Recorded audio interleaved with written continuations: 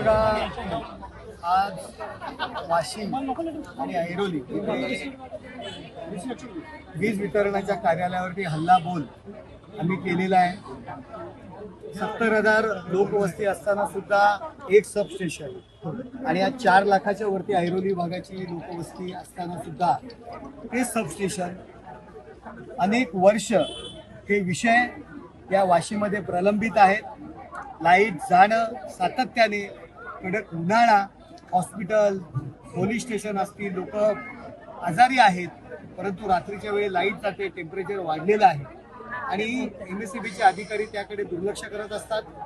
Cable open ठेवणं, joint नसणं, solution नसणं, ते केबल नसणं, नगरसेवक आमचे स्वतःच्या खिशातनं पैसे टाकून केबल आणत असतात आणि म्हणून त्याला जाब विचारण्याकरता या ठिकाणी आज आम्ही हल्लाबोल केलेला आहे. आमचे सर्व नगरसेवक या ठिकाणी आलेले, सर्व पदाधिकारी आलेले.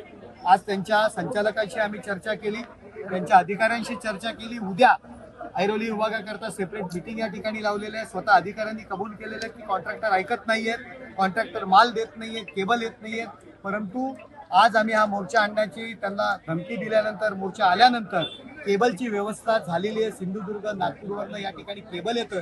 आठवड्याभरात या केबलचा प्रश्न या ठिकाणी सुटणार आहे. सबस्टेशनचे सुद्धा विषय आम्ही मांडलेले आहेत. वाशी येथे जाऊन पुढे सविस्तर बैठक होणार आहे. उद्या सुद्धा ऐरोली भागामध्ये नगरसेवक आणि अधिकाऱ्यांची बैठक आहे.